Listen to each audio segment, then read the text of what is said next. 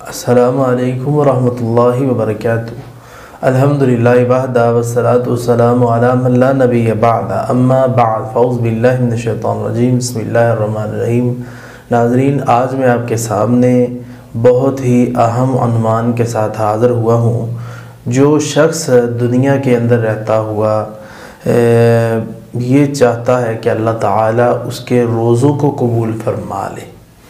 اس کے روزوں کو ضائع نہ کرے، تو پھر یہ اس عنوان کو لازمی سماعت کرے۔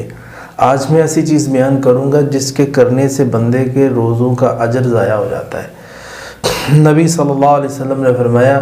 کہ جس شخص نے روزہ رکھ کے من لم یدع قول الزور، یعنی کہ غلط باتیں چھوڑی نہیں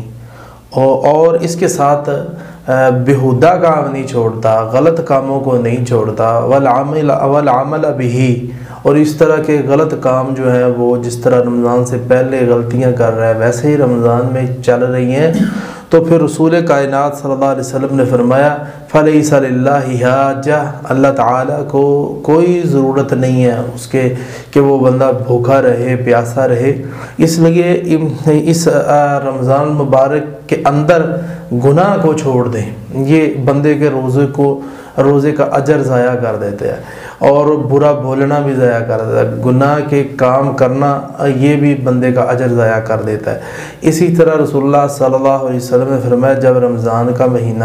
شروع ہوتا ہے تو پکارنے والا پکارتا ہے یا باغی الخیر، اے نیکی کرنے والے آگے بڑھ، اور اے برائی کرنے والے اب گناہ چھوڑ دے، اب رمضان کا مہینہ آ گیا ہے۔ ناظرین، یہ تو باتیں یہ ہیں، میں نے یہاں تک پڑھا ہے کہ محدثین جو تھے وہ رمضان المبارک کے شروع ہونے سے 6 مہینے پہلے رمضان کی تیاری کے لیے وقت نکالنا شروع کرتے تھے، اور کوشش کرتے تھے کہ ہم کسی نہ کسی طریقے کے ساتھ دعائیں بھی کرتے تھے کہ ہم رمضان کا مہینہ دیکھیں، اور ہر وہ عمل، ہر وہ بات اپنے سے نکالنے کی کوشش کرتے تھے۔ اور اسی طرح 6 مہینے تک اور رمضان کے بعد محدثین جو تھے وہ یہ کیا کرتے تھے کہ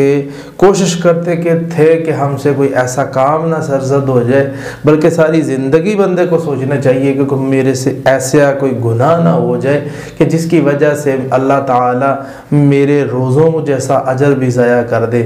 اور ایک بات میں آپ کے سامنے رکھ کے اپنی گفتگو ختم کرتا ہوں۔ رسول اللہ صلی اللہ علیہ وسلم نے فرمایا جو شخص تنہائی کے اندر اللہ کی حرمتوں کو پامال کرتا ہے تو اللہ تعالیٰ ایسے بندے کی زندگی کی نیکیوں کو ضائع